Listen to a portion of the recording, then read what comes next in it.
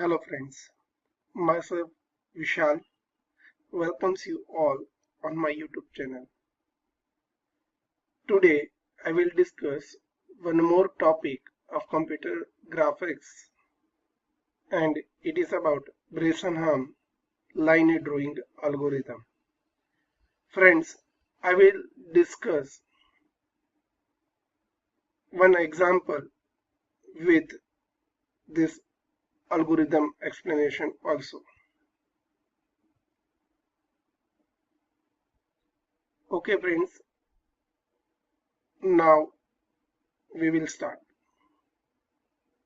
Friends, before starting the explanation of Bresenham line drawing algorithm, let's see the advantage of this algorithm compared to the DDA line drawing algorithm. Very first advantage, Bresenham line drawing algorithm use only integers while DDA line drawing algorithm use the floating number also. Bresenham line drawing algorithm is faster with the comparison of DDA line drawing algorithm. Bresenham line drawing algorithm use only addition and subtraction operation during its calculation, while DDA line drawing algorithm use division operation during its calculation. Now let's start the explanation of algorithm. Step number first, read the endpoint of line x1 y1 and x2 y2. Let's take one example. Rasterize the line from 1 1 to 5, 3 using Bresenham line drawing algorithm. So here starting point x1 is equal to 1 and y1 is equal to 1, and ending point x2 is equal to 5 and y2 is equal to 3. Now come to the step number second. Plot the starting point as the initial point. In our example, starting point is x1 y1. Here the x1 is equal to 1 and y1 is equal to 1.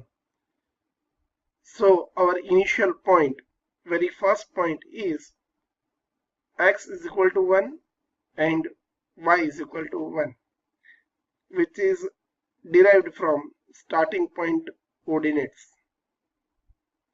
So if we prepare the floating point table, then value of x is equal to 1 and the value of y is equal to 1. So our first point is 1, 1. Now come to the next step, step number 3. In the step number 3, first we have to calculate difference of x, difference of y, 2 dy minus dx. And after that we have to calculate error factor g.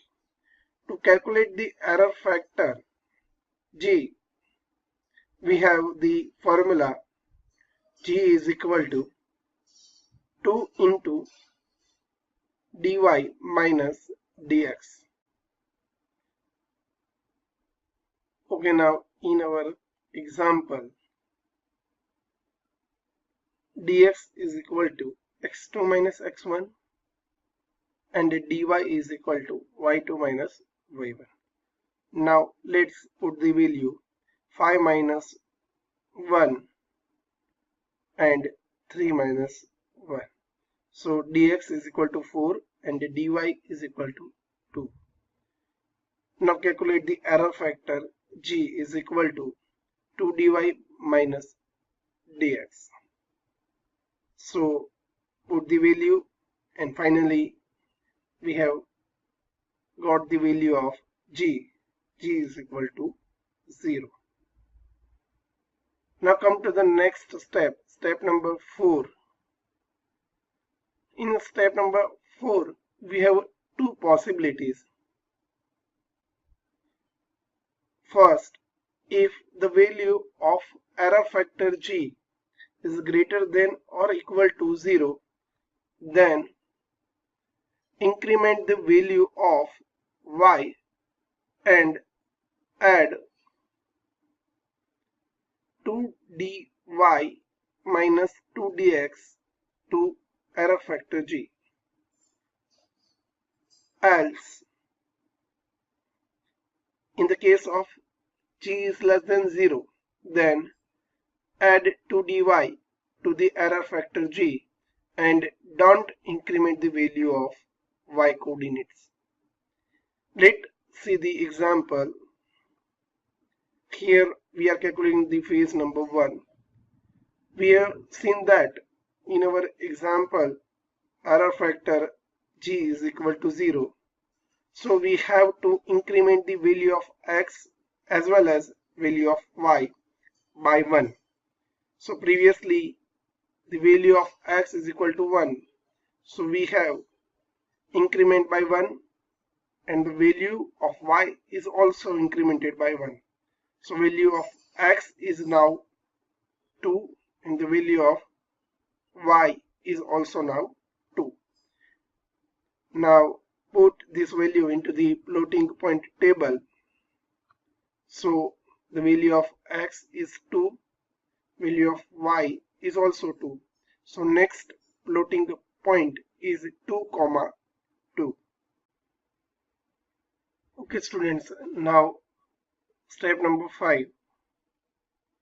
Calculate the remaining points until you get the end point. In our example, previously we have calculated the error factor, and the value of error factor g is equal to 0 in the phase 1. So now we have to add 2dy minus dx into the error factor g. So now we are putting the values, and we find the g is equal to minus 4. We are knowing as this phase as phase 2. Okay, now see that the value of g is less than 0, so we have to increment x by 1, but we have not increment the value of y. So see here, the value of x is incremented by 1, it becomes 3, but we are not incrementing the value of y. Now come to the floating point table.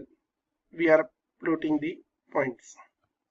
The value of x is incremented by 1 and it becomes 3, while value of y is not incremented because the value of g is less than 0.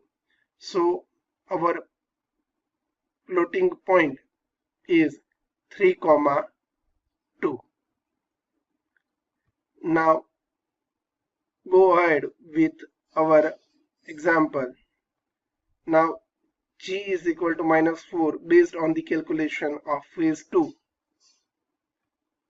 Now we are adding 2 dy because the value of g is less than 0, so we are adding only 2 dy into the error factor g.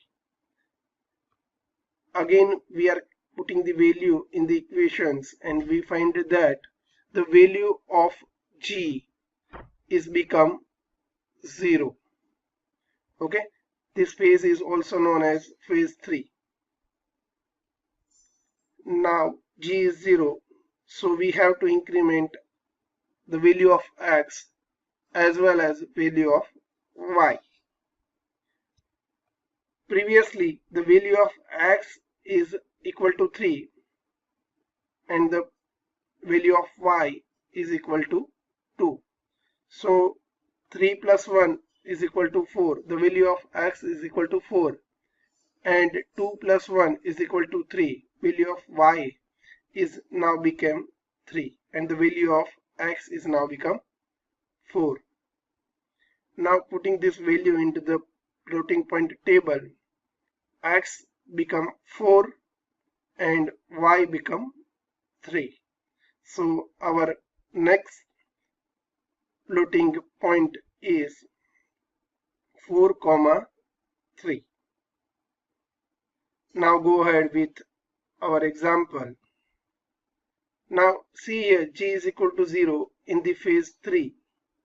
So we have to add 2 dy minus dx into the value of g. So now again we find the value of g is equal to minus 4.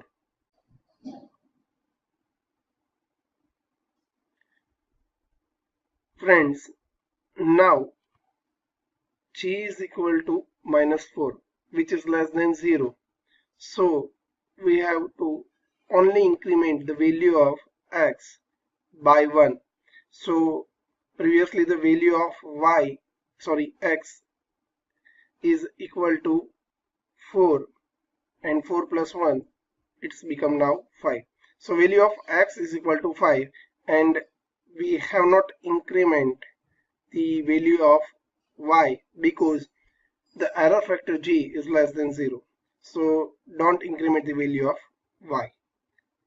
So now floating point table is the value of x is become now 5, the value of y is become now 3 and 5, 3, which is our ending point. So it is the end of our algorithm and our example. So next step number 6 is end. Now friends, we are preparing the graph for the calculated points using Bresenham line drawing algorithm. See here, it is x-axis and it is y-axis. The very first point is 1, 1. Then second point is 2, 2. Next point is 3, 2. Very next point is 4, 3. And last point is 5, 3. You can see the line from starting point to ending point. So friend, this is the end of our Bresenham line drawing algorithm with example. Thank you very much. See you again soon. And friends, don't forget to subscribe my channel. Thank you very much.